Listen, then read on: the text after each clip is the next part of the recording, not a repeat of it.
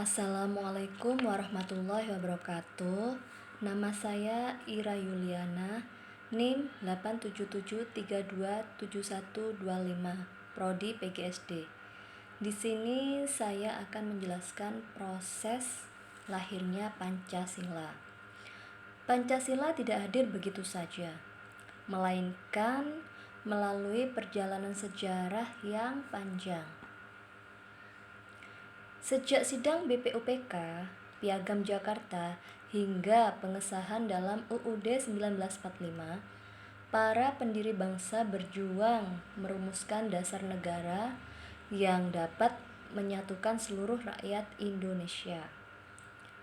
Perjalanan ini kemudian berlanjut dalam konteks sejarah bangsa dari masa ke masa. Awal kemerdekaan RIS, demokrasi terpimpin, Orde Baru, hingga reformasi.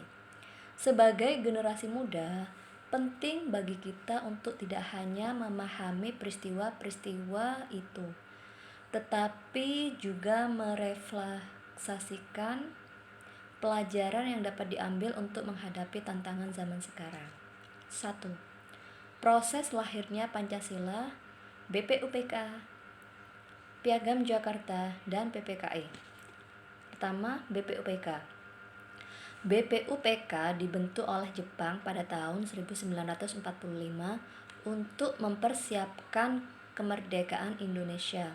Dalam sidang BPUPK, para tokoh bangsa membahas dasar negara yang cocok untuk Indonesia.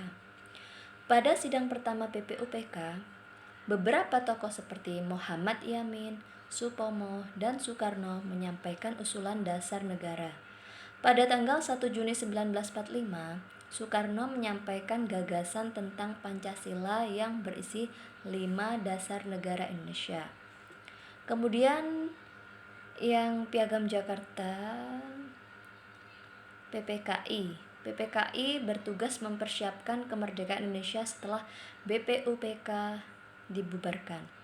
Pada tanggal 18 Agustus 1945, PPKI mengadakan sidang menetapkan Pancasila sebagai dasar negara Indonesia yang sah dalam pembukaan UUD 1945. Dalam sidang ini juga disahkan Undang-Undang Dasar 1945 dan memilih Soekarno serta Muhammad Hatta sebagai Presiden dan Wakil Presiden Indonesia. 2. Nilai Pancasila yang tercermin dari proses lahirnya Pancasila. Pertama, nilai persatuan. Para tokoh memiliki pendapat yang berbeda, tetapi mereka mengutamakan persatuan Indonesia. Hal ini terlihat saat perubahan isi Piagam Jakarta dilakukan demi menjaga persatuan bangsa. Kemudian yang kedua yaitu nilai musyawarah. Dalam sidang BPUK dan PPKI, keputusan diambil melalui musyawarah dan diskusi bersama. Para tokoh saling menghargai pendapat demi mencapai kesepakatan terbaik. Yang ketiga, nilai toleransi.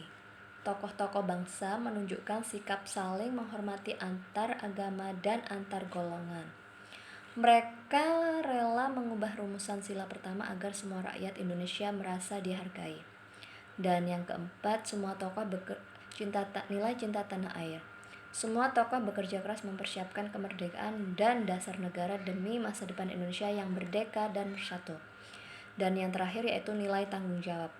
Para pendiri bangsa bertanggung jawab menyusun dasar negara yang menjadi pedoman kehidupan bangsa Indonesia. Dan yang ketiga yaitu refleksi pribadi tentang proses lahirnya Pancasila. Menurut saya, proses lahirnya Pancasila mengajarkan bahwa persatuan dan musyawarah sangat penting dalam kehidupan berbangsa.